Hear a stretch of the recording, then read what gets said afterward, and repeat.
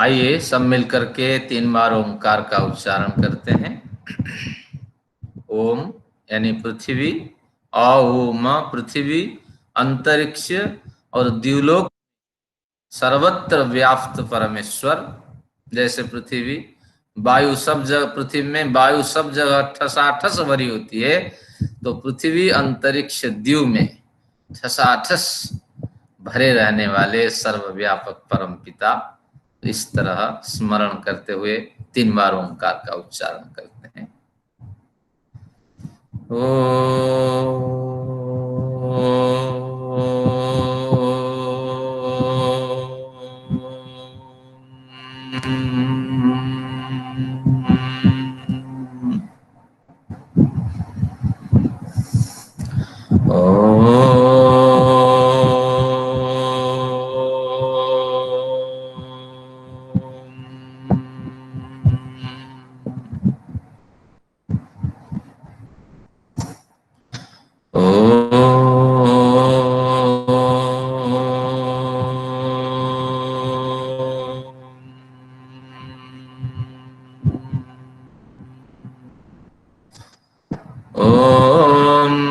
शांति शांति शांति। परम पिता का नमन कर महर्षि दयानंद जी के आभार व्यक्त करता हुआ आप सभी लोगों को मैं यथायोग्य अभिवादन निवेदित करता हूं।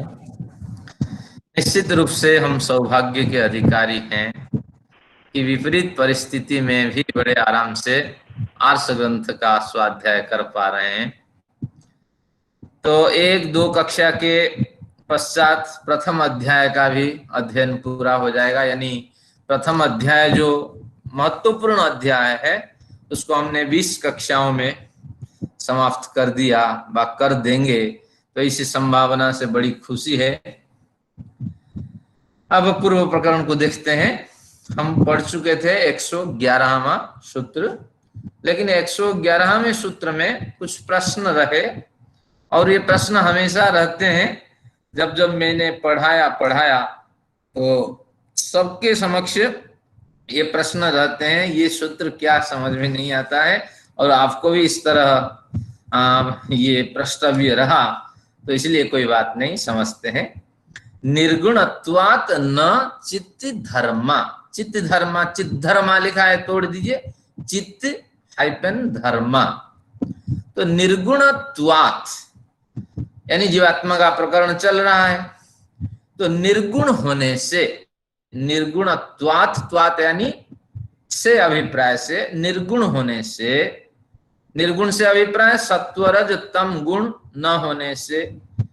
क्योंकि जहां कहीं पार्टिकल की बात होती है, वो गुण जहां होते हैं वहीं पार्टिकल्स होते हैं। सत्व रज तम के अपने अपने पार्टिकल्स भी हैं, और तीनों गुणों मिल करके कई पार्टिकल्स करते हैं, कई पदार्थों को उत्पन्न करते हैं। तो इसलिए कहा निर्गुणत्वाद, जो जीवात्मा है वो तीनों गुणों से रहित है, इसलिए निर्गुण है। फिर कहते हैं निर्गुणत्वात् न, जो डबल न है, पहला जो न है वो ता हो करके संधि जब हट जाएगी तो ता हो करके नीचे डल जाएगा, तो निर्गुणत्वात्, बाकी बचा न चित्त धर्मा, निर्गुण होने से यह जीवात्मा चित्त धर्मा नहीं। चित्त चेतन के अर्थ में, जिसको कॉन्शियस कहते हैं, तो उस अर्थ में, विवेक के अर्थ में, ज्ञान के अर्थ में और चेतना के अर्थ में, तो इस तरह तो चित्त धर्मा नहीं। तो अनेक धर्मों से क्या बनता है? धर्मी बनता, या उस पदार्थ को हम धर्मा भी कह सकते हैं। जैसे बढ़िया कार्य करें तो सत्य धर्मा, गलत काम करें तो पाप धर्मा। तो इस तरह चित्त धर्मा, चेतन रूपी धर्म से जो युक्त है वो चित्त धर्मा। तो प्रश्न उठा कि जीवात्मा को चित्त धर्मा माने या न माने। तो जो पाप धर्मा है, पुण्य धर्मा है व पुण्य कर्मा है, तो कर्म बहुत से होते हैं, टुकड़े टुकड़े जीवन में होते हैं, और सभी टुकड़ों से, सभी कर्मों के टुकड़ों से जिसका निर्णय होता है व जिसके बारे में कहा जाता है, जिसके जीवन में ऐसे गलत कार्य हुआ है, तो उसको, उसके कर्म संस्कार को देख करके, कर्म अवस्था को देख करके हम कहते हैं ये पुण्य कर्मा है, पुण्य धर्मा है, पाप धर्मा है। तो इस तरह चित्त धर्मा से अभिप्राय है, चेतन धर्म से युक्त है। तो तात्पर्य क्या रहा कि जब निर्गुण कह दिया तो इसमें कोई पार्टिकल है ही नहीं, लघु पार्टिकल से ये नहीं बनता है। जो जीवात्मा है उसका निर्माण किसी पार्टिकल से नहीं बना है, तो वो एक ही यूनिक पार्टिकल है अपने लिए, तो इसलिए उसको चित्त धर्मा नहीं कह सकते। जैसे उन्होंने बढ़िया आगे उदाहरण दिया, इस प्रकरण को समझ लेने के बाद आगे समझ में आएगा कि जीवात्मा को कुछ ज्ञान हो रहा है, तो ये ज्ञान कहाँ से हो रहा है? ना चित्त वृत्तियां कुछ ज्ञान ग्रहण कर रही है मन के माध्यम से, तो ये मन कहाँ से ज्ञान ला रहा है? ना इंद्रियों के द्वारा। तो इंद्रियां जो इंद्रिय जो विषयों को ग्रहण कर सकती हैं, तो वो वह इंद्रिय उन्होंने विषयों को ग्रहण करके मन तक पहुंचा देती हैं। मन उसको लेकर के बुद्धि तक, और बुद्धि चित्त में उसको स्टोर कर देती है। तो इस तरह मन, बुद्धि और चित्त तीनों मिलकर के, तो बुद्धि प्रधान जो अंतःकरण हुआ, वो अंतःकरण जो अहंकार की सहायता से उसको पुष्टि करके जीवात्मा तक पहुंचा देते हैं और शीघ्रता से काम होते हैं। तो इस तरह जीवात्मा को ज्ञान कहाँ से होता है? प्रश्न उठा मां के मन में। ना इंद्रियों से गृहित टुकड़े टुकड़े ज्ञान से जीवात्मा ज्ञानी कहलाता है। जीवात्मा के पास अपना ज्ञान नहीं, अगर ज्ञान है वो फिर टुकड़े टुकड़ों में है। तो इसलिए कई टुकड़े मिल करके, जैसे अग्नि है तो कई पार्टिकल्स इसमें होंगे, तो कई पार्टिकल मिलकर के अग्नि बनती है, तभी जब उसको कंबस्शन की स्थिति में ऑक्सीजन आदि नहीं मिलते हैं तो वो पार्टिकल धीरे धीरे धूमिल हो जाती हैं। तो इस तरह ये कहते हैं कि वृत्ति मात्र ज्ञान से युक्त कारण जीवात्मा को चित्त धर्म आप माने। फिर कहते हैं गुण रहित हो जाने पर भी जीवात्मा के अंदर जो भी चेतन तत्व है वो कई कणों से बने हुए हैं, कई पार्टिकल्स से बने हुए हैं, इस तरह आप मान लें। लेकिन अगर मान लें तो समस्या हो जाएगी, क्योंकि जो कणों से बनता है, जो संयोग से बनता है, उसका वियोग होता ही। तो इसीलिए ये कहते हैं कि पहले मैं कह रखा हूं निर्गुणत्वात्, जहां पार्टिकल कणों की बात आती है वहां गुण अवश्य है, यहां तो इसमें तो गुण है ही नहीं। जब गुण है नहीं तो आप इसको क्यों कहते हो कि ये चित्त धर्मा है? तो कहते हैं न चित्त धर्मा, ये इस तरह टुकड़े टुकड़े चेतनों से बंटे धर्मों से युक्त कोई पदार्थ नहीं है, कोई ऊर्जा नहीं है। प्रश्न उठ के खड़ा हुआ, तो फिर क्या है जीवात्मा जब तीन गुणों से नहीं बना हुआ होता है? और फिर कहते हैं कि चेतन के पार्टिकल से, कण से ये बना नहीं होता है, तो ये किस पदार्थ से बना होता है? तो कहते हैं चिन्ह मात्र है। यहां मात्र शब्द का अर्थ है केवल। यहां मात्र कोई गौण अर्थ में प्रयोग नहीं है, केवल उसमें कंसियस है, केवल ही कंसियस है, वो एक ही कण वाला है, एक ही एटम वाला है, या कुछ भी आप कहिए, केवल ही कंसियस उसके अंदर है। अगर उसको अंग्रेजी में कहें, उसका जो कंसियसनेस है वो इंडिविजिबल है, इनसेपरेबल है, अनब्रोकन है, इंटीग्रेटेड कंसियसनेस है। तो इस तरह आप इसको कह सकते हैं। तो और परमेश्वर भी उसी तरह है, क्योंकि मैंने उदाहरण दिया था आपके समक्ष उन दिनों भेज करके कि परमेश्वर व्यापक कॉन्शियसनेस से युक्त है और वो भी निर्गुण है और एकमात्र कण से वो बने हुए हैं, लेकिन वो इतना सूक्ष्म है, सर्वव्यापक कहलाता है। इसी तरह जीवात्मा सर्वव्यापक तो नहीं है, एक देशी है। तो एक देशी होने के कारण, जैसे आज बढ़िया आपके जो दर्शनाचार्य आपके प्रवचन आदि करती हैं, तो उन्होंने बढ़िया प्रश्न पूछा था कि जीवात्मा को परिच्छिन्न क्यों कहा जाता है। अभी प्रश्न किया था, नाम भूल रहा हूं, तो मैंने उनको लिख दिया कि परितः छिन्न पृथक भूतः, चारों ओर से वो कटा हुआ होता है जीवात्मा। कटा हुआ, छिन्न यानी कटा हुआ होता है, कटा हुआ होता है यानी पृथक हुआ होता है, क्योंकि अल्प सामर्थ्यात, उसके अल्प सामर्थ्य होने से वो किसी में नहीं टिक सकता। तो इसलिए ये परिचिन्न कहा जाता है, परितः छिन्न पृथक भूतः अल्प सामर्थ्यात।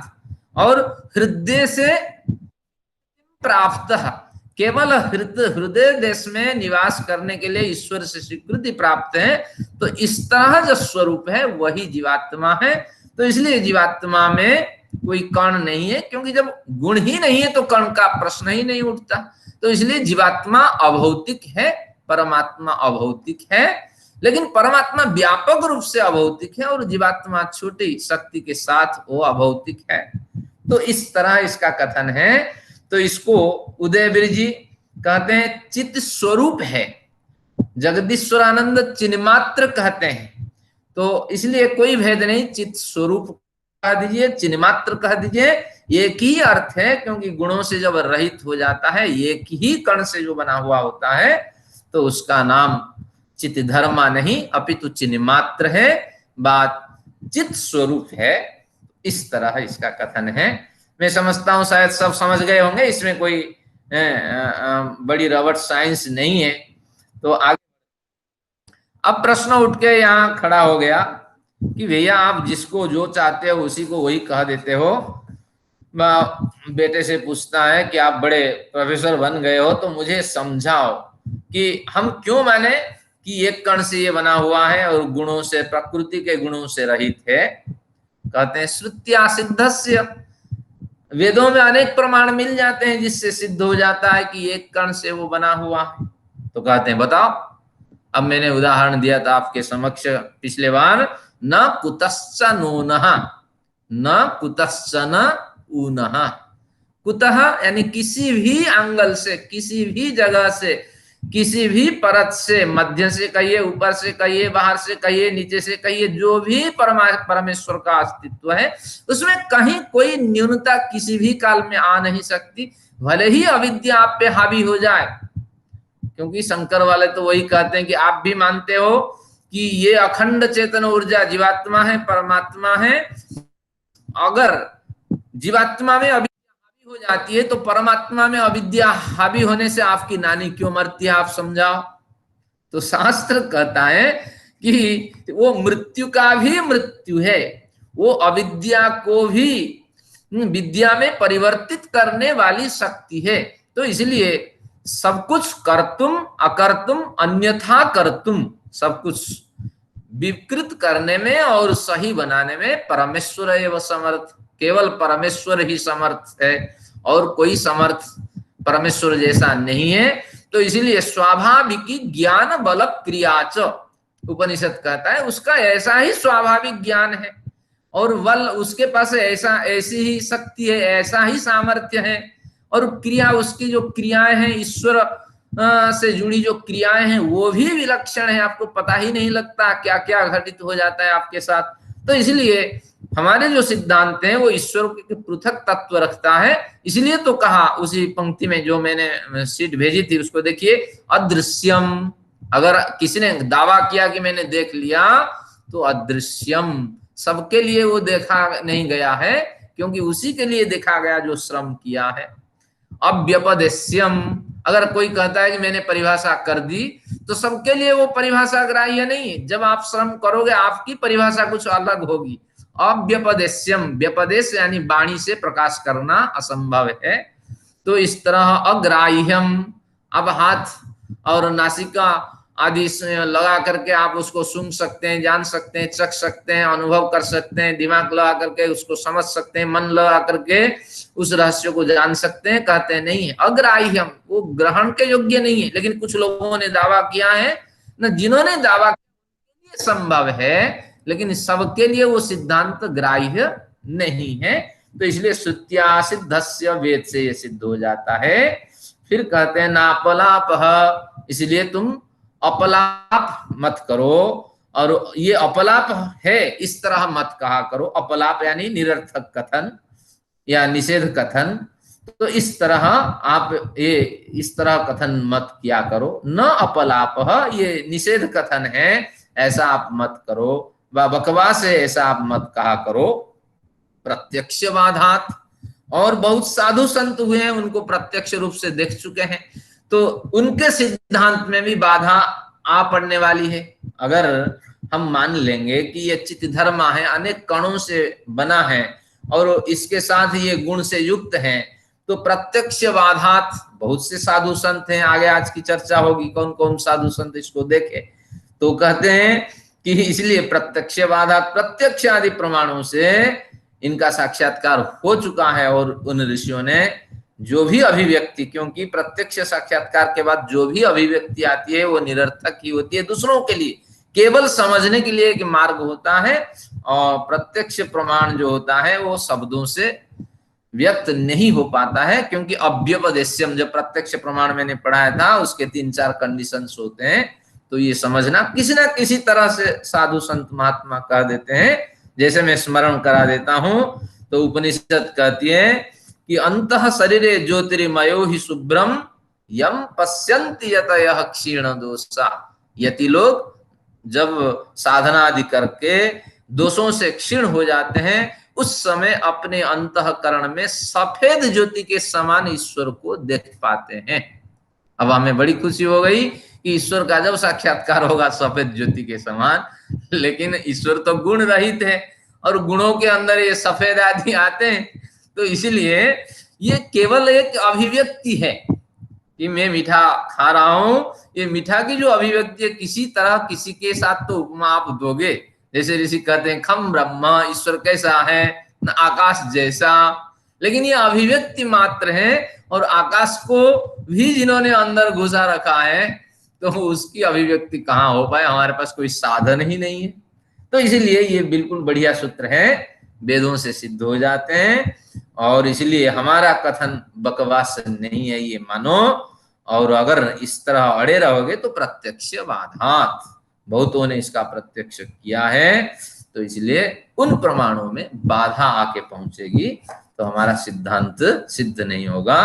तो अब निश्चित रूप से एक सिद्धांत बता देता है, उसके पुष्टि में फिर इस तरह बहुत से सूत्र प्रस्तुत करते हैं। तो माँ खुश हो गई होगी, लेकिन माँ बढ़िया विदुषी है, माँ ने बढ़िया प्रश्न रखा कि अब मुझे बताओ कि वेदादि प्रमाण तो बहुत हैं, लेकिन सुषुप्ति आदि के समय पर जब सारी इंद्रियां सो जाती हैं, मन भी निश्चेष्ट हो जाता है, कोई इंद्रियां कुछ रेस्पॉन्स देती ही नहीं है, तो उस समय जो आत्मा है वो कुछ अनुभव करती या नहीं? क्योंकि आत्मा तो सोती नहीं है, वो कोई आदमी थोड़ी है। जैसे चर्चा हुई थी कि ऑफिस में जाएं और नहाते वक्त फिर टॉयलेट में जाएं, फिर खाना खाते वक्त फिर दफ्तर रसोई में जाएं, कार्य करते वक्त दफ्तर में जाएं, इस तरह जो कथन है वो गौण कथन है। तो इस तरह इसने कहा कि उस समय तो आत्मा सोती नहीं है, यानी जीवात्मा सोता नहीं है, तो उस समय का अनुभव किस तरह का अनुभव है मुझे समझाइए। तो इस प्रसंग को उठा करके ये अगला सूत्र प्रस्तुत करते हैं। सुषुप्त्याद्य साक्षित्वम, सुषुप्त्याद्य साक्षित्वम, सुषुप्ति आदि असाक्षित्वम। जब तोड़ देंगे इस तरह 3 टुकड़ों में बंट जाएगी। सुषुप्ति आदि असाक्षित्वम, जो अवस्थाएं होती है इसको जीवात्मा की अवस्थाएं हम कहते हैं। तत्वतः ये गौण कथन है, यानी अविवेक से जीवात्मा समझ लेती है कि मैं सोया था, समझ लेता है कि मैं सोया था, मैं जागा था, मैंने ये कार्य किया था। तत्वतः ये अवस्थाएं शरीर की है। और जो सुषुप्ति आदि अविद्या प्रेरित जीवात्मा की अवस्थाएं हैं, अविद्या प्रेरित इसमें जोड़ना पड़ेगा, या शरीर की जो अवस्था आदि है, सुषुप्ति आदि, आदि से क्या है, तो आदि से 3 अवस्थाएं और जा सकती है, सुषुप्ति, जागृत, स्वप्न और तुरीय अवस्था। यहां तुरीय अवस्था का कथन नहीं है, मैं उसको भी रख देता हूं। जागृत मैं आपको देख रहा हूं, आप मुझे देख रहे हैं, और कुछ अनुभव हो रहा है, आप सिर हिला रहे हैं या प्रसन्नता व्यक्त कर रहे हैं, या मैं पुस्तक देख रहा हूं, हो रहा है कि हाँ ये देख कर कुछ बोल रहे हैं। तो ये सारे अनुभव जागृत अवस्था के हैं।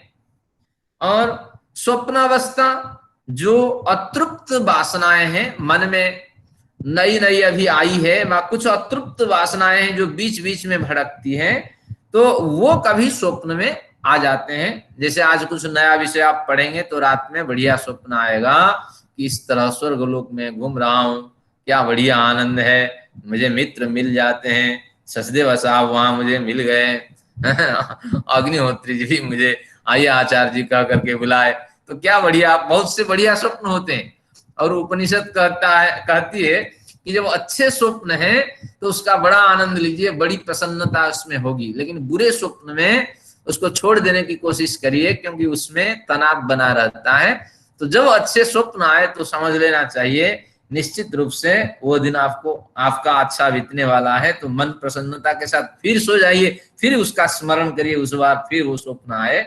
लेकिन तात्पर्य हमें स्वप्न से नहीं है, स्वप्न यानी अतृप्त वासनाएं जो अभी नई आई हैं, और जिन वासनाओं को हम बार बार स्मरण करते हैं, मनन करते हैं, तो उन वासनाओं की उपस्थिति जब होती है मनस पटल पे, तब स्वप्नावस्था हमें प्राप्त होती है। फिर आते हैं सुषुप्ति, हो गया। सुषुप्ति यानी गाढ़ निद्रा, जिस समय आप गंभीरता के साथ सो जाते हैं, आपके मन, आपकी सारी इंद्रियां निश्चेष्ट हो जाती हैं, बुद्धि भी कुछ अभिव्यक्ति प्रस्तुत नहीं कर पाती है, तो इसको सुषुप्ति कहते हैं। ये तीनों जो अवस्थाएं हैं, ये तीनों अवस्थाएं किसको प्राप्त होती है? ये कहते हैं जीवात्मा को प्राप्त होती है। अविद्या प्रेरित जीवात्मा समझ लेता है कि हाँ हाँ ये अवस्थाएं मेरी है। तो अब प्रश्न उठ के ये खड़ा हुआ कि उस समय अगर आप जीवात्मा को चिन्मात्र नहीं मानते, चित स्वरूप नहीं मानते, टुकड़े टुकड़ों में बंटा हुआ चेतन मानते हैं, तो अब समस्या ये होगी कि सुषुप्ति आदि अवस्था में अब बुद्धि आदि अंतःकरण से कोई ज्ञान जीवात्मा तक जाएगा ही नहीं।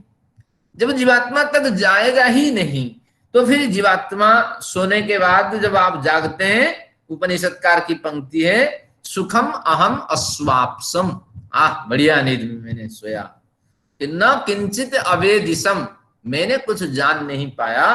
तो इस तरह का अनुभूति कहां से होती है, आप मुझे समझाओ। अगर कोई ज्ञानात्मक प्रवृत्ति नहीं हुई है, क्योंकि जो आत्मा है वो चित्त धर्म है, चेतन धर्मों से युक्त है, कणों से युक्त है। जब कोई कण आत्मा के अंदर प्रवेश ही नहीं किया, और प्रवेश कराने वाले बुद्धि तत्व जो है वो निस्तेज है, तो उस समय ये अनुभव कहां से आता है? तो ये कहते हैं, ये सूत्र महत्वपूर्ण सूत्र है, इसमें लेफ्ट में हंसिया लगा के इसको रखिए। ये कहते हैं सुषुप्ति आदि असाक्षित्वम, सुषुप्ति आदि असाक्षित्वम, सुषुप्ति आदि अवस्थाओं का साक्षी होता हुआ आत्मा शरीर से भिन्न चेतन प्रकाश स्वरूप है। सुषुप्ति आदि, सुषुप्ति आद्य साक्षित्वम, असाक्षित्वम नहीं, सुषुप्ति आद्य साक्षित्वम। इसमें क्या कहता है? सुषुप्ति आदि के समय जीवात्मा साक्षी बन के विद्यमान रहता है, जीवात्मा कुछ अनुभव नहीं करता, क्योंकि जीवात्मा तो निर्गुण कह दिया। आप सो जाओ, मर जाओ, आपके साथ अचेतन अवस्था आ जाए, जीवात्मा को कोई फर्क नहीं पड़ने वाला है। अविवेक के कारण वो समझता है कि अब मेरा शरीर शांत होने वाला है, फलाना होने वाला है, मैं दुख में हूं, सुख में हूं। तो इसलिए कहा साक्षित्वम, जीवात्मा साक्षी भाव में वहां बना रहता है। और जो बुद्धि के अंदर, बुद्धि तो सो गई है, लेकिन बुद्धि के अंदर जो सत्वगुण है, उस सत्वगुण में कुछ संस्कार संग्रहित हो जाते हैं, क्योंकि जीवात्मा साक्षी के रूप में विद्यमान है, और जीवात्मा के जागते ही प्राण चलता रहता है। तो दो सक्रिय तत्व विद्यमान रहते हैं सो जाने पर, प्राण का सक्रिय गतिशील रहना और बुद्धि के सत्व गुण में कुछ संस्कार संग्रहित हो जाना, और जागने पर उस संस्कार से जीवात्मा तक संदेश पहुंच जाता है कि अरे हाँ इसने सोया था और इतने समय से इतने समय तक सोया था, वही संस्कार प्रेजेंटेशन कर देता है और जीवात्मा ओके कर देता है, क्योंकि साक्षी भाव से वो विद्यमान रहता है। साक्षी से मतलब न काहू से लगाव, न काहू से झगड़ा, किसी से कोई ये नहीं, केवल बैठा रहना, केवल देखते रहना, निश्चेष्ट और निरपेक्ष होकर के केवल देखते रहना, जो रहने वाली जो स्थिति है, उसी स्थिति से युक्त तत्व को हम साक्षी तत्व कहते हैं। सुसुप्त्याद्य साक्षित्व, सुसुप्ति आदि साक्षी भाव को प्राप्त करता हुआ जीवात्मा ये सारे ज्ञान को प्रकट करता है। तो ये जो साक्षी भाव का कथन हुआ, तो उससे स्पष्ट हुआ कि जीवात्मा एक कंप्लीट अखंड ऊर्जा है, और ये कण के कारण जीवात्मा को, अगर कण संप्रेषित होता बुद्धि में, सात्विक संस्कार संग्रहित हो करके टुकड़े टुकड़े में वो संस्कार जीवात्मा के पास पहुंचते, तो जीवात्मा जब जब पहुंचे तब तब कुछ अनुभव करता रहता, या जीवात्मा अगर देखता रहता तो जीवात्मा से स्वीकृति आती कि आप सोए बैठे कुछ है। लेकिन यहाँ कहा जीवात्मा वहां साक्षी भाव में विद्यमान रहता है, और सूक्ष्म संस्कार सात्विक बुद्धि के सात्विक अंश पे संग्रहित होता रहता है। तो इस तरह इसका कथन है। और एक अवस्था होती है, ये भी आपको समझ लेना चाहिए, यहाँ उसकी चर्चा नहीं होती है। उस समय जीवात्मा साक्षी नहीं है, जीवात्मा उस समय कर्ता बन के विद्यमान रहता है। जब मेडिटेशन आदि में आप जाते हैं तो उस समय में सबोध अनुभव होता है। मेडिटेशन जब गहरा मेडिटेशन होता है, वर्षों श्रम करने के बाद जो अनुभव होता है, वहां सबोध अनुभव होता है। और उस समय आप कहेंगे कि जीवात्मा तो निरवय भी है, उसके आंख नाक कान कुछ नहीं है, बिना अंतःकरण के कुछ जान नहीं सकता, फिर ये जानता कैसे? तो तात्पर्य ये हुआ कि उस समय ईश्वर की कृपा से जीवात्मा में वो शक्ति डेवलप हो जाती है कि वो ईश्वर को समझ सकता है, देख सकता है, जान सकता है। तो इस तरह की एक अलौकिक शक्ति उसमें उत्पन्न होती है, क्योंकि ये बुद्धि आदि तो निश्चेष्ट हो जाती है, सोते वक्त भी निश्चेष्ट हो जाती है, और मेडिटेशन की क्या बात करें। लेकिन तुरीयावस्था में जीवात्मा स्वतः कर्ता बन करके उसका साक्षात्कार करता है, तो उसी के कारण उसका जबरदस्त विकास होता है। तो इसमें ये कहा गया कि सुसुप्ति आदि अवस्थाओं में साक्षी होता हुआ, लेकिन दृष्टा होता हुआ नहीं, ये ध्यान रखना, साक्षी महत्वपूर्ण है। साक्षी होता हुआ आत्मा शरीर से भिन्न चेतन प्रकाश स्वरूप है। ये प्रकाश स्वरूप की जगह हम क्या कहेंगे, चेतन स्वरूप है कह सकते हैं। तो इस तरह भिन्न चेतन प्रकाश स्वरूप है। तो कोई कठिनाई नहीं है कथन में, सभी ग्राह्य है। तो इस तरह इसको आपको समझ लेना चाहिए। अगला सूत्र जाते हैं। ये सूत्र समझ में आया है नहीं? देखिए 113, मुझे लगता है शायद स्पष्ट नहीं हुआ है। सुसुप्ति आद्य साक्षित्वम, सुसुप्ति आदि, आद्य आदि के अर्थ में प्रयोग हुआ है, तो सुसुप्ति आद्य साक्षित्वम, और असाक्षित्वम अर्थ यहां नहीं ले सकते, ये अर्थ है। आगे देखते हैं 114, जन्मादि व्यवस्थातः पुरुष बहुत्वम। यहां तक ये 3 सूत्र से 11, 12, 13 से जीवात्मा अखंड है और चेतन ऊर्जा है, ये पुष्ट हो जाने के बाद, ये कथन पुष्ट हो जाने के बाद, अब माताजी ने प्रश्न उठाया कि भैया हम सब मान लिए अखंड है, फलाना है, फलाना है, लेकिन आत्मा नित्य और अखंड चेतन सिद्ध होने पर भी थोड़ा इसकी संख्या के बारे में चर्चा करते हैं। इतनी आत्माएं होती हैं, और चर्चा बड़ी रोचक चर्चा है, और विद्वान लोग ऐसी चर्चा करते हैं। निश्चित रूप से जिसने कपिल को जन्म दिया वो माँ भी पढ़ी लिखी काफी विदुषी होगी। तो कपिल जी ने क्या बढ़िया प्रश्न दिया, जन्मादि व्यवस्थातः पुरुष बहुत्वम। पुरुष शब्द से यहाँ जीवात्मा पुरुष, परमात्मा पुरुष दोनों का ग्रहण होता है, लेकिन यहाँ परमात्मा पुरुष की बात ही नहीं चल रही होती है, जीवात्मा की बात चल रही होती है। तो इसलिए परमात्मा पुरुष को हम यहाँ से निकाल के रख देते हैं। जब समय आएगा, इस अध्याय के अंत में समय आएगा, औदासीन्यम चेति नित्य मुक्तत्वम, तो ये सूत्र जब 27, 28 आदि में, तो उसका उस समय परमात्मा का ग्रहण होगा। तो पुरुष बहुत्वम, पुरुष यानी जीवात्म पुरुष बहुत होते हैं। कैसे ना, आप सभी एक एक पुरुष हैं, मैं भी एक पुरुष हूं, मेरे सुख दुख में अनुभव करता हूं, आपके सुख दुख आप अनुभव करते हैं, और इसीलिए पता लगता है कि जीवात्मा भिन्न भिन्न हो तभी न हो। एक जीवात्मा अगर हम सब हैं तो एक समय में सबको सुख होना चाहिए, सबको दुख होना चाहिए, तो यही है।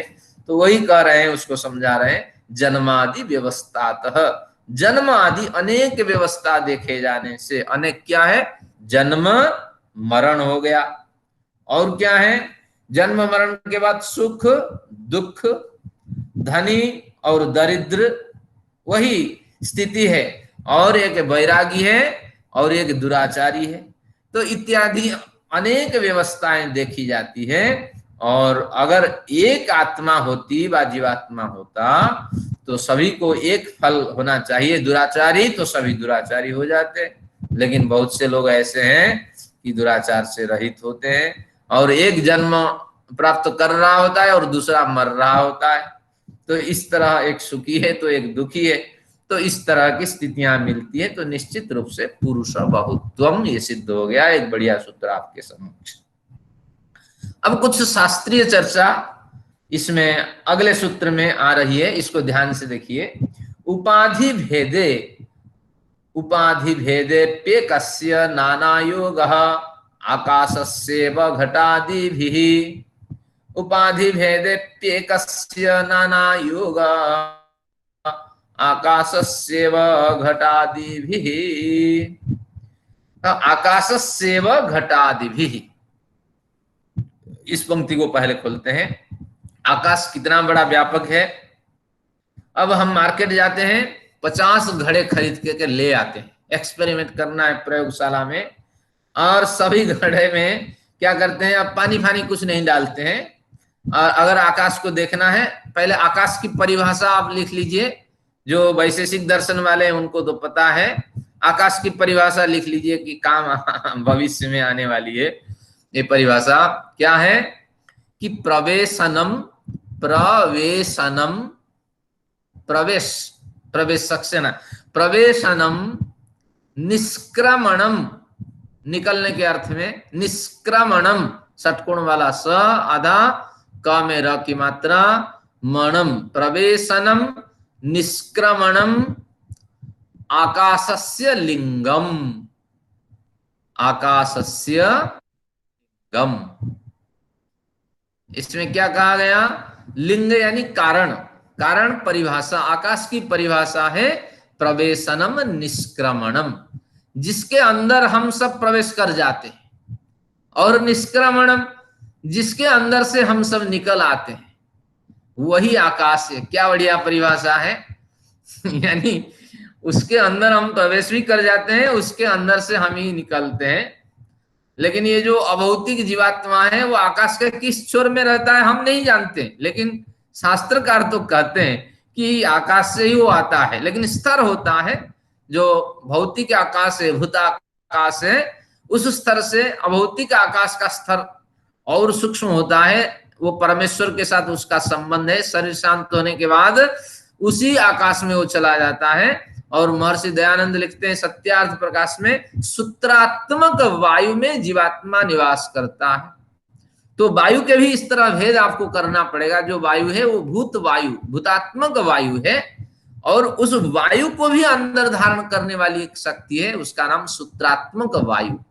तो ये अभौतिक जीवात्मा इस वायु से उसका कोई लेना देना नहीं है, तो इसी तरह वो सूत्रात्मक वायु में आश्रित हो जाती है, या उसको अभावात्मक आकाश, जैसे वायु के दो भेद है, आकाश के भी दो भेद करते हैं, एक भावात्मक आकाश या भूताकाश, दूसरा है उसका अभावात्मक आकाश, वो दिखाई नहीं पड़ता, लेकिन उसमें जीवात्मा और सूक्ष्म, जीवात्मा तो सूक्ष्म है, वही उसमें आश्रित रहता है।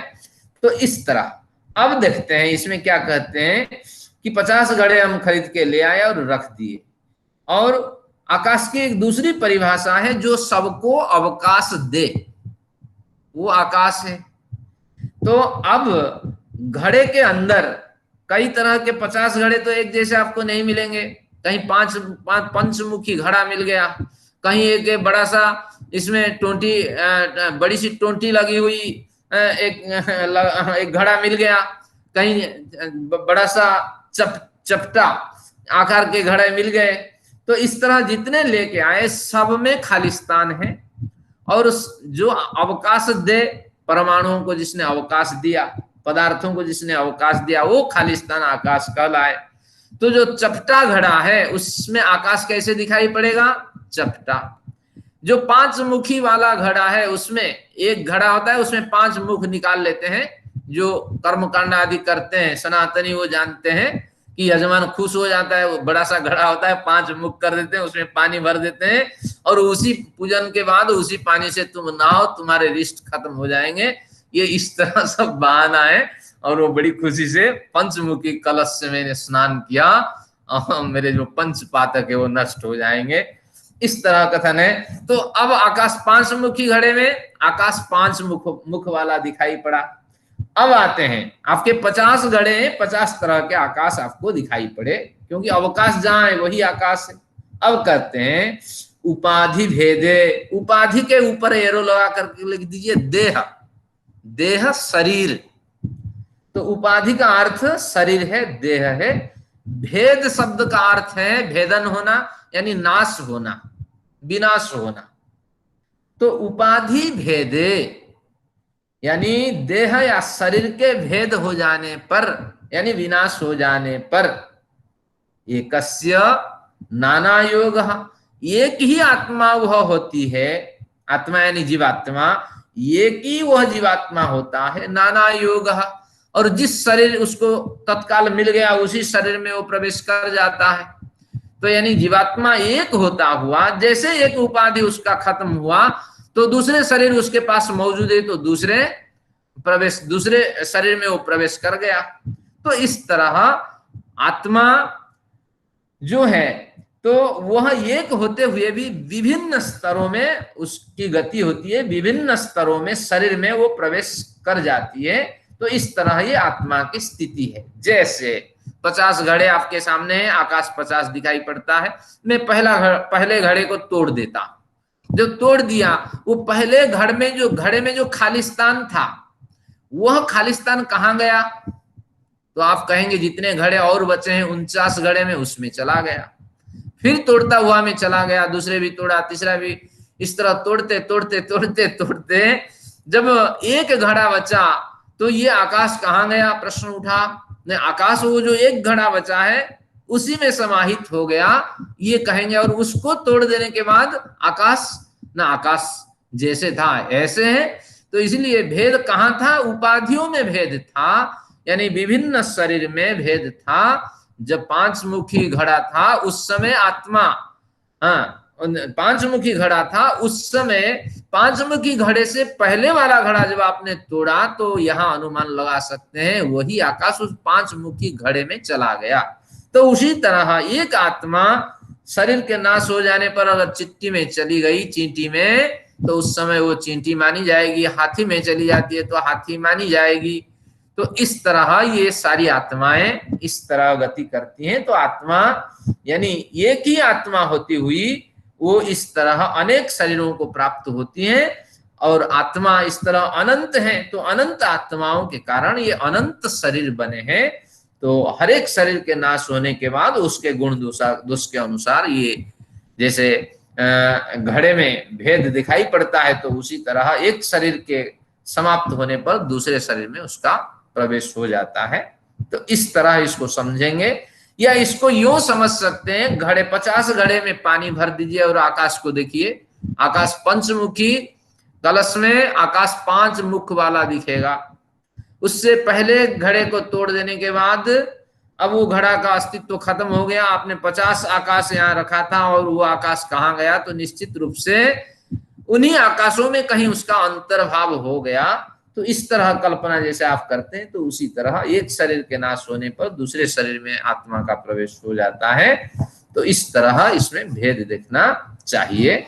अब एक सिद्धांत वो बताते हैं, जैसे निर्गुणत्वात् नचित् धर्म, एक सिद्धांत उन्होंने बताया। इसको बड़े जो शंकराचार्य के अनुभवी होते हैं इसको रट के रखे हुए हैं। उपाधिर्भिद्यते न तु तद्वान्, उपाधिर्भिद्यते न तु तद्वान्, उपाधिर्भिद्यते। अभी उपाधि का क्या अर्थ कहा था? शरीर, देह। भिद्यते भेदन को प्राप्त कर जाती है, यानी नष्ट हो जाती है, विनाश को प्राप्त कर जाती है। तो उपाधि रूपी जो देह है, जो शरीर है, वो विनाश को प्राप्त कर जाता है, उसका भेदन हो जाता है, वो नष्ट हो जाती है उपाधि, न तो तद्वान। उस उपाधि में विद्यमान जो है तद्वान, उस उपाधि से युक्त जो तत्व है वो विनाश को प्राप्त नहीं करता। यानी घड़ा उपाधि है, घड़े के नष्ट हो जाने पर घड़े में दिखाई पड़ने वाला आकाश नष्ट को प्राप्त नहीं होता। तो इस तरह आपको मानना पड़ेगा कि नष्ट होने वाला जो होता है वो होती है वो उपाधि है, यानी शरीर है, देह है, लेकिन उस शरीर में रहने वाला जो शरीरी है, जैसे मकान में रहने वाला मालिक होता है तो हजारों नौकर को हटा देता है, अगर संपन्न व्यक्ति है 5-10 नौकर को तो वो हटा ही देता है, या अनिल अंबानी की बात करें तो 1000 नौकरों को भी हटा देता है, लेकिन मालिक उसी पोजीशन पे बना रहता है। तो उसी तरह तद्वान जो है वो विनाश को प्राप्त नहीं करता, यानी तद्वान यानी मालिक, शरीरी, ये नष्ट नहीं होता है, लेकिन उपाधि नष्ट हो जाती है। तो इस तरह ये एक सूत्र है, ये भी इंपॉर्टेंट है, लेकिन इसका प्रयोग शास्त्रार्थ आदि में होता है, तो इसको आप मार्क कर सकते हैं। अब एक बढ़िया प्रश्न आकर के खड़ा हुआ, एवं एकत्वेन परिवर्तमानस्य न विरुद्ध धर्माध्यासः, एवं एकत्वेन परिवर्तमानस्य न विरुद्ध धर्माध्यासः। इस सूत्र को भली भांति समझिए, शास्त्रार्थ जैसा सूत्र है। अब इन्होंने कहा कि भैया 50 घड़े हमने खरीदे और सभी घड़ों को तोड़ दिए। जब तोड़ दिए तो पहले घड़े टूटने के बाद दूसरे घड़े में हम आरोपित करते गए, आकाश उसी में चला गया, उसी में चला गया, उसी में चला गया। जब 50वां घड़ा हमने तोड़ दिया तो आकाश कहाँ गया? ना आकाश अंतरिक्ष में चला गया। तो तात्पर्य ये हुआ कि आकाश एक है, वो 50 घड़ों में दिखाई पड़ता था। तो उसी प्रकार हजारों अरबों खरबों प्राणी है सृष्टि में, तो इसलिए एक प्राणी के समाप्त होने पर फिर दूसरी प्राणी की उत्पत्ति, तीसरी प्राणी की उत्पत्ति, चौथी प्राणी की उत्पत्ति। तो इस तरह एक प्रलय के समय पे सभी प्राणी जगत खत्म, तो आत्मा को आप एक मानो। जैसे हजारों घड़े टूट जाने के बाद आकाश में कोई फर्क नहीं पड़ता, आकाश एक ही बना रहता। तो उसी तरह उपाधि भेद से, यानी शरीर के भेद से, शरीर के भेद नष्ट हो जाने पर एक आत्मा दूसरे आत्मा में, दूसरी आत्मा तीसरी आत्मा में, इस तरह होते होते होते होते ये भेद खत्म। जब भेद खत्म हुए तो सारी आत्माएं एक मानो ना, एक आत्मा के ये भिन्न भिन्न स्वरूप हैं। इसको और बढ़िया समझते हैं कि उपाधि में भेद है, आत्मा में भेद नहीं। शंकर का ये सिद्धांत, इसी पे शंकर जबरदस्त स्ट्रेस देते हैं। निश्चलानंद सरस्वती के व्याख्यान मैंने एक बार सुना और वहां बैठ कर हंसता रहा। तो वो क्या कहते हैं कि जैसे आकाश एक है, हजारों घड़े टूट जाने के बाद आकाश एक बना रहता है, तो उसी तरह जीवात्मा भी एक है। और जीवात्मा एक क्यों है ना? जैसे 5 मुखी घड़ा है, चपटा घड़ा है, लंबा घड़ा है, सुराही है, कई तरह के घड़े हुए, तो उन घड़ों में जैसा आकार रहा तो उस तरह आकाश दिखाई पड़ता रहा।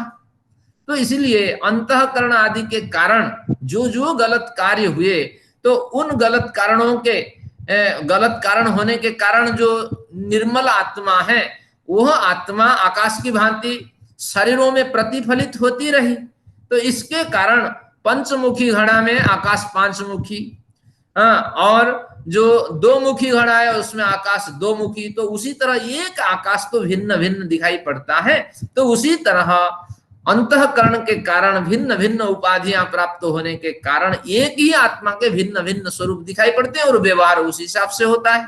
चींटी को एक अलग शरीर, चींटी की उपाधि एक घड़े के समान अलग है, हाथी की उपाधि एक घड़े के समान अलग है, और हाथी का व्यवहार अलग है। पंचमुखी कलश का व्यवहार अलग है और एक मुखी कलश का व्यवहार अलग है। तो इस तरह आप मान लो कि आत्मा एक है और उपाधियों के कारण वो आत्मा भिन्न भिन्न दिखाई पड़ती है। जैसे आकाश हजारों घड़ों के होते हुए भी टूट जाने पर एक ही बना रहता है, इसलिए आत्मा को एक मान लो।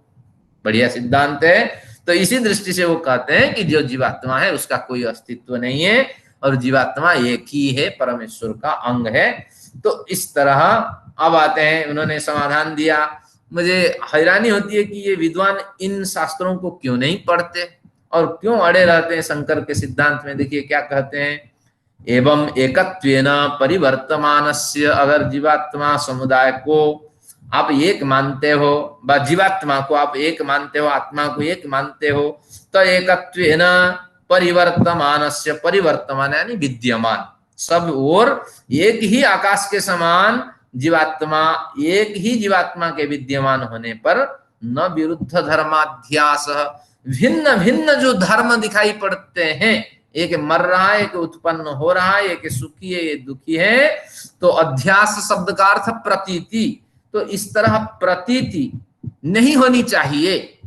यानी हाथी में एक अलग प्रतीति, चींटी में एक अलग प्रतीति, औरों में अलग प्रतीति, कोई मर रहा है, कोई जा रहा है, इस तरह भिन्न भिन्न प्रतीतियां नहीं होनी चाहिए, क्योंकि आप आत्मा को एक मान रहे हो।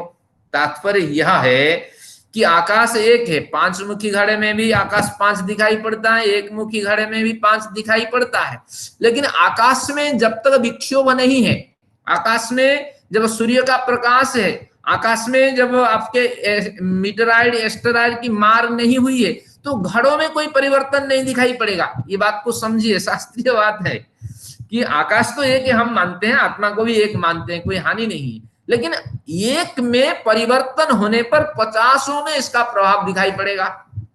लेकिन ऐसा आत्मा में नहीं है, क्योंकि आत्मा एक अगर मान ले तो एक में अगर उसी एक आत्मा में अगर परिवर्तन हो जाए, प्रकाश खत्म हो जाए, तो सब अंधेरे में युक्त हो जाना चाहिए। वो एक आत्मा दुखी हो जाए तो सब दुखी हो जाने चाहिए, लेकिन ऐसा नहीं है, क्योंकि एक बड़ा सुखी है, एक बड़ा दुखी है। आप लोगों के लिए कहता हूं कि आपके जो संपन्नता के साथ जीवन जी रहे हैं, तो मेरे पास शिकायत आती है लोगों की, आपके घर में सेविका होती है, सेवक होता है, और आप बड़े चाव से आप खाना खाते हैं, वो देखती रहती है, देखता रहता है क्या आदमी कैसे खा रहा है, इसके खाने के बाद ही मुझे खाने को मिलेगा। ये बारीकी से सोचिए, और ये भेद दिखाई पड़ता है। आत्मा में कोई परिवर्तन अभी हुआ नहीं, आत्मा एक है आकाश जैसे, लेकिन परिवर्तन आत्मा में न दिखाई पड़ने पर भी उपाधियों में अगर परिवर्तन दिखाई पड़ता है, तो निश्चित रूप से इससे अनुमान होता है ये आकाश रूपी उदाहरण से आत्मा को हम टटोल नहीं सकते। आत्मा एक पृथक अस्तित्व है और हर एक उपाधि में आत्मा एक पृथक है, तो इसलिए आत्मा अनंत होती है और अनंत असंख्य होती है। इस अभिप्राय से अनंत का कथन है। ये सूत्र सबको समझ में आया है नहीं? ये बड़ा गंभीर सूत्र है और शंकर के सिद्धांत को ये मात दे देते हैं और शंकराचार्य आदि इसमें ध्यान नहीं देते। और इसी की पुष्टि में एक और सूत्र लिखते हैं, बिल्कुल इसी सूत्र के साथ इसका संबंध है। क्या कहते हैं? अन्य धर्मत्वेपि नारोपा तत्सिद्धिरेकत्वात्। अन्य धर्मत्वेपि, ये कहते हैं सारा धर्म किसका है? क्योंकि अविद्या के कारण जीवात्मा स्वयं को धर्मी मानता है, लेकिन सारा तो खेल अंतःकरण का है। तो कहते हैं अन्य धर्म है, अंतःकरण का धर्म है। अन्य धर्मत्वेपि आरोपात, अभी न को रोक दीजिए, अन्य धर्म के आरोप से जीवात्मा सुख दुख अनुभव करता है। इति न, ऐसा भी आप नहीं कह सकते। क्यों नहीं कह सकते? क्योंकि अविद्या प्रेरित जीवात्मा की उसमें स्वीकृति है, तो इसलिए कहते हैं ये सारे अंतःकरण के धर्म हैं, वो जीवात्मा में आरोपित करके आप जीवात्मा को सुखी दुखी मानते हैं। तो इस तरह नहीं, जीवात्मा भी अपने को बदलने के लिए, अपने को सुधारने के लिए कोई प्रयत्न ही नहीं कर रहा है। जैसे ईशोपनिषद कहता है अंधम तम प्रविशन्ति ये अविद्याम उपासते, जो अविद्या के उपासना करते हैं। नहीं, क्या कहता है? बढ़िया कहता है, ततो भूय, क्या है कि जो आत्महत्या, ये के आत्महनु जना, जो आत्मा के हत्यारे हैं वो घनघोर अंधकार में गिरते हैं। तो क्यों गिरते हैं? क्योंकि आत्मा के हत्यारे केवल आत्महत्या से अभिप्राय नहीं, आत्म कल्याण के लिए जो प्रयत्न नहीं करते हैं वो भी आत्महत्यारे हैं। हम आज कितने हैं? 30 लोग हैं, लेकिन सूचना बहुत पहुंच रही है, 200 के करीब लोग हैं। तो अगर ये नहीं जुड़ते हैं या इसकी रिकॉर्डिंग आदि नहीं सुनते हैं तो अविद्या से प्रेरित हैं, ये भी आत्महत्यारे कहलाएंगे। तो अन्य धर्मत्वेपि आरोपात, अंतःकरण के धर्म उसमें आरोप करके जीवात्मा को दोषी करना चाहते हैं, ऐसा नहीं है। तत्सिद्धि ही न तत्सिद्धि, इस तरह आप सिद्ध नहीं कर सकते। एकत्वात, एकत्वात यानी जीवात्मा एक है और एक समय में वो सुखी भी होता है, दुखी भी होता है, बद्ध भी होता है, मुक्त भी होता है, और साथ में जन्म को भी प्राप्त करता है, मरण को भी प्राप्त करता है। कहीं ना कहीं इसके अंदर से प्रयत्न नहीं है, जैसे चल रहा है चलने दे, खाओ पियो मौज करो और क्या है, इस तरह सिनेमा में हमें सुनने मिलता है। तो ये सूत्र भी महत्वपूर्ण है कि इस तरह आप अगर कहेंगे ये अंतःकरण सारा करता है, करते करते अगर इस तरह जीवन बीत जाएगा और अंतःकरण को बदलने के लिए प्रयत्न नहीं करेंगे तो एक ही आत्मा एक शरीर में होती है और वो सुखी भी होगी, दुखी भी होगी, बद्ध भी, मुक्त भी, और साथ में वह जन्म को भी प्राप्त करने वाली होगी, मरण को भी प्राप्त करने वाली होगी। तो ये भी आपको मानना चाहिए। एक आत्मा अगर अपने प्रयत्न से अपने में सुधार करता है तो अंतःकरण के धर्म को मात दे सकता है। तो इस तरह ये एक बढ़िया सिद्धांत यहाँ स्पष्ट हो गया। तो इसलिए आकाश के समान आत्मा की हम तुलना नहीं कर सकते, क्योंकि हर आत्मा एक है और हर एक शरीर में आत्मा के भिन्न भिन्न गुण दोष दिखाई पड़ते हैं। ये है। अब एक इसी प्रकरण को सिद्ध करने के लिए उन्होंने एक बढ़िया प्रकरण और उठाया माता जी ने।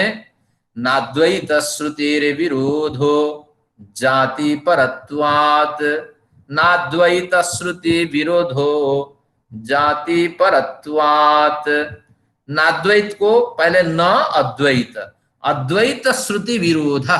माता जी भी उनकी पढ़ी होगी थोड़ी बहुत वेदादि शास्त्र। तो अब माता जी कहती है कि वेदों में बहुत से प्रमाण मिल जाते हैं जिनमें आत्मा को एक शब्द में कहा गया। तो अगर एक शब्द में आत्मा का कथन हो गया तो आत्मा को एक मानो ना।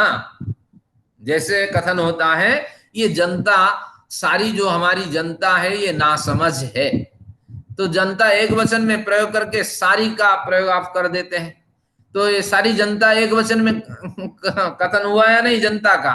तो उसी तरह वेद में भी बहुत से मंत्र मिल जाते हैं अद्वैत श्रुति, जिससे अद्वैत समझ में आता है कि सारी आत्मा जो है ये एक शब्द से उनका कथन होता है। जैसे उदाहरण आपको देते हैं, अजो है को जूसो मानो नुसेते, तीन तरह के अज होते हैं। प्रकृति एक है इसलिए वो अज है, जीवात्मा एक है वो अज है, लेकिन नहीं, ईश्वर एक है इसलिए अज है, प्रकृति एक है इसलिए अज है, हमें कोई हानि नहीं है।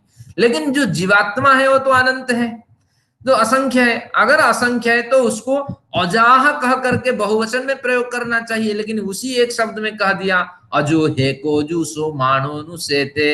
एक जन्म न लेने वाला जीवात्मा है और संसार का उपभोग करके वो बड़े आराम से सो रहा होता है। तो इस तरह एक क्यों कह दिया जीवात्मा को? अगर कह दिया तो अद्वैत, द्वैत यानी दो, अ यानी दो से रहित, यानी एक, अद्वैत शब्द का मतलब एक है। तो कहते हैं अद्वैत श्रुति विरोध। अद्वैत का जो कथन है वेद में, अद्वैत के जो सिद्धांत मिलते हैं उस सिद्धांत के विरुद्ध तो बेटा तुम कह रहे हो कि बहुत से ऐसे मंत्र मिलते हैं। कहेंगे और कहा मंत्र है, मैं आपको बताता हूं। अयम आत्मा गुडाकेश सर्वभूताशय स्थितः, गीता की पंक्ति है। यह आत्मा गुडाकेश है, मोह निद्रा को प्राप्त करने वाले अर्जुन तुम समझो ये जो आत्मा है यानी जीवात्मा है, और हृदय से अर्जुन तिष्ठति, हृदय देश में यह आत्मा निवास करती है। तो इस तरह एक आत्मा का कथन हो जाने पर अर्जुन की भी आत्मा है, कृष्ण की भी आत्मा है, हमारी भी आत्मा है, सभी श्रोताओं की भी आत्मा है। तो ये सारी आत्मा एक शब्द में क्यों कथन हो गया, सारी आत्मा का क्यों कथन कर दिया? तो निश्चित रूप से अद्वैत श्रुति यानी वेदों में अद्वैत सिद्धांत मौजूद रहा, और तुम जो कह रहे हो आत्मा भिन्न भिन्न है, इसमें विरोध उत्पन्न होता है। तो कहते हैं अद्वैत श्रुति विरोध न, अब न यहां लगा देंगे। माताजी तुम ऐसी नहीं कह सकते हो कि अद्वैत श्रुति के विरोध में मैं जा रहा हूं। क्यों? जाति परत्वात्, जाति यानी अनेकों को मिला करके जो कथन कहा जाता है वो जाति। जैसे गोत्व, गोत्व यानी गाय के समुदाय। तो जितने गाय हैं उन सबको गोत्व कहेंगे, या उसको और सरलता से कहते हैं भारतीयता। तो भारतीयता का मतलब हर एक भारतीय में मिलने वाले गुण, और चाहे मुसलमान हो, चाहे क्रिश्चियन हो, और चाहे सरदार हो, कुछ भी हो, भारतीयों में एक विलक्षण गुण होता है। तो इसलिए भारतीयता कह करके सबका ग्रहण हो गया और एक वचन में कथन हो गया। तो जहां जाति का कथन होता है, बहुतों को मिलाकर के कथन करना होता है, तो वहां एक वचन का प्रयोग होता है। तो इस दृष्टि से अगर अज शब्द का प्रयोग एक वचन में हुआ या आत्मा शब्द का प्रयोग एक वचन में हुआ, तो समझ लेना चाहिए इससे अद्वैत श्रुति का विरोध नहीं है। अद्वैत श्रुति के अंदर ये जो अनेक आत्मा के अनेक स्वरूप जो हैं वो छलकते रहते हैं, तो इसलिए अद्वैत श्रुति का हम विरोध नहीं कर रहे हैं। तो इस तरह अब ये प्रकरण खत्म हो गया कि जीवात्मा जो है वो अनंत है, असंख्य है। इस तरह इनका कथन हो जाने के बाद अब 120 नंबर सूत्र पे आते हैं। अब क्या कहते हैं? विदित बंध कारणस्य दृष्टिया तद्रूपम, विदित बंध कारणस्य दृष्टिया तद्रूपम। माता जी ने पूछा कि बेटा बताओ, वो कौन सा व्यक्ति है जिसने आत्मा को अखंड ऊर्जा के समान देखा, जिसने आत्मा को अनंत स्वरूपों में देखा और आत्मा को असंख्य सिद्ध किया, उस व्यक्ति का नाम मुझे बताओ। तो कहते हैं विदित बंध कारणस्य, विदित यानी जान चुका है, बंध के कारण जिसने, तो उस व्यक्ति के द्वारा, विदित बंध कारणस्य, जो प्रयत्न करता है वो जानता है। तो ऐसे विदित हो चुका है बंध कारण जिस साधक का, तो उसी साधक की दृष्टि से तद्रूपम ऐसा कथन हुआ है, तो निरर्थक कथन नहीं हुआ है। अगर ऐसा आप मानते हो तो तुम्हारे पतिदेव से पूछो, पिताजी से पूछो, करदम ऋषि कपिल जी के पिताजी है, पूछो तो इसने कैसे घर छोड़ दिया, लेकिन हम लोग अभी छोड़ नहीं पाए। तो विदित बंध कारण, जान लिया है बंध के कारण को जिसने, ऐसे साधक की दृष्टि से कथन होता है। और ये कथन निरर्थक नहीं, उठपटांग कथन नहीं। और इस तरह अनेक साधक हुए हैं। अब 121 चलते हैं। नंद दृष्टिया चक्षुष्मता मनुपलम, कहते हैं ऐसा नहीं है, बड़े बकवासी लोग होते हैं, बहुत कुछ कहते हैं। कोई कहता है ईश्वर मुझे मिल गया, कोई कहता है ईश्वर के साथ मैंने नाश्ता पानी बहुत किया, और कोई कुछ कहते रहते हैं। और कोई कहता है मैं तो ईश्वर को दिखा दूंगा, इतना पैसे दो, 5100 के आप शिष्य बन जाइए, 5100 के, अब मैं बहुत कुछ तुम्हारे लिए कर दूंगा। और एक तो विकास मेडिटेशन है, मैंने एक बार उसमें ज्वाइन किया था, तो कहा 5000 रुपए एक व्यक्ति ने मेरे लिए दिया, तो मुझे बढ़िया एक सेट मिला। मैं तो पैसे नहीं दिया, लेकिन बड़ा दुखी हुआ, मुझे बिना बताए आप ले आए। मुझे एक बढ़िया ड्रेस मिल गया, चोला, जैसे साधु महात्मा पहनते हैं, कि इसको पहन करके साधना करो, ईश्वर का साक्षात्कार हो जाएगा, ये हमारा दावा है। तो इस तरह ये समझना। तो नंद दृष्टिया कहते हैं, ऐसे तो समाज में प्रचलित बहुत सी प्रथाएं हैं। कहते हैं न को अभी रख दीजिए, अंध दृष्टिया, अंध की दृष्टि से अगर दिखाई नहीं पड़ता तो चक्षुष्मताम अनुपलम्भ न, लेकिन जो नेत्र से देखते हैं सारे संसार को, वो भी नहीं देख रहे हैं, ऐसा तुम नहीं कह सकती हो।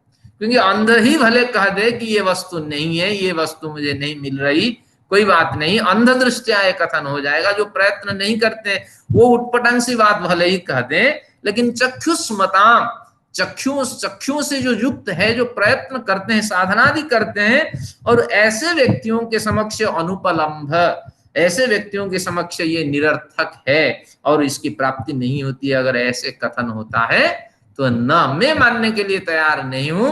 तुम प्रयत्न करो, मेडिटेशन लगाओ, यम नियम का पालन करो, और जो भी साधना है क्रिया योग का आदि अनुष्ठान करो, और इस अंध दृष्टि से तुम चक्षुष्मति बन जाओगी, और उस समय ईश्वर का साक्षात्कार हो जाएगा। तो इस तरह कह करके हमें कह रहे हैं कि बार बार प्रयत्न करके चक्षुष्मान बने, चक्षुष्मंत बने, और अंध दृष्टिया अगर इस तरह इस पे आरोप करते रहोगे, प्रत्यारोप करते रहोगे, तो कहीं से भी आपकी सिद्धि नहीं होगी, वह कहीं आप नहीं पहुंचेंगे।